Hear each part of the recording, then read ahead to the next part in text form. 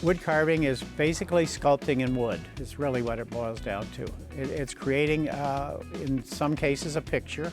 Figurine, some people do something, they will get a figurine that they picked up in a shop and they say, can I, you know what I mean? Can I carve something using this as my model? So it's really more what interests you and what you want to carve. We are a club that was started in 1973 by just some people that were interested in getting together to carve. We currently have around 50 members. We meet every Tuesday as of right now at Woodland Park. Our sole purpose really is to get people interested in this as a hobby. Okay, it's a fun hobby, and everybody has a different thing on what gets them excited or what gets them motivated. I gravitate toward the birds. I do spoons and a lot of other things. But I will do anything. If I see somebody doing something and it interests me, then I will pick up on that. I do a lot of faces. I carve a few bears. I carve a few animals. I go in spurts. I kind of like, I'll get bored with it and I'll put it down for a while, and then all of a sudden I'll come to the club and somebody will do something that I like, and it'll trip the trigger again to get me going, get the juices flowing. For me, I predominantly carve birds, okay, realistic birds. The beauty of birds is there are so many different birds in the world. I don't really ever want to do the same bird twice, because there's always a different bird that I think would be a challenge in some cases. Sometimes the challenge is not in the carving, it's in trying to paint them, because if you're trying to get it to look as if it was real. So the painting then becomes sometimes a greater challenge than the carving, depending on the bird you're doing. I have no background in art, none, zero. I got started by an adult education class years ago, okay? Just sounded curious, you know? And then or at least for me, as I got into it and got better at it, the interest kept getting deeper and deeper. And then about 10 years ago, 12 years ago, I started going to a guy's house on a Thursday morning for 3 hours, and he taught me how to do bird carving.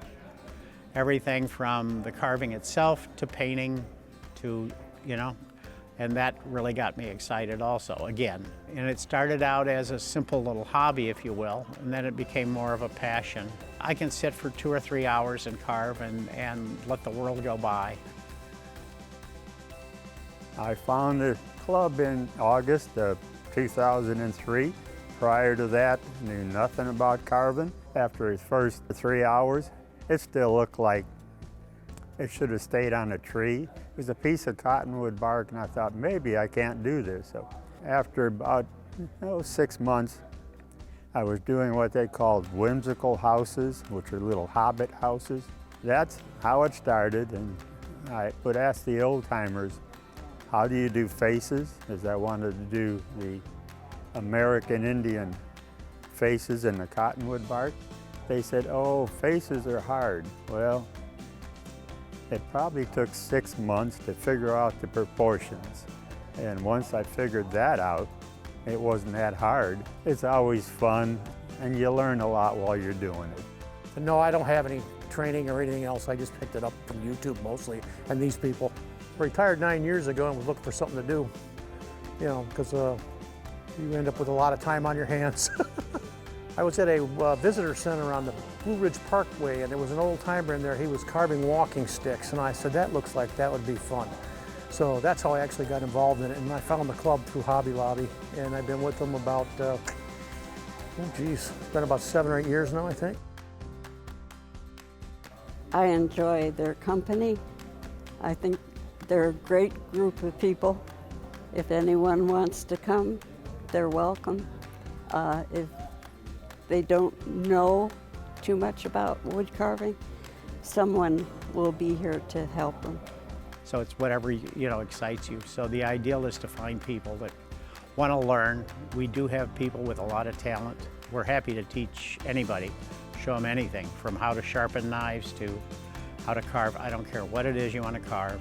And it's the friendships you develop. And you know, I've rarely, if ever, run into a wood carver that wasn't more than happy to sit and talk and show you anything you want to know about carving. There's a great bunch here, and they're always willing to help and show you how to get started.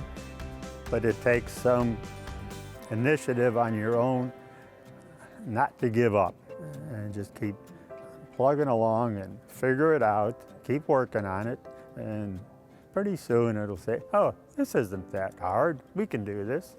It's whatever you dream, hopefully you can carve it. If not, it makes good bonfire.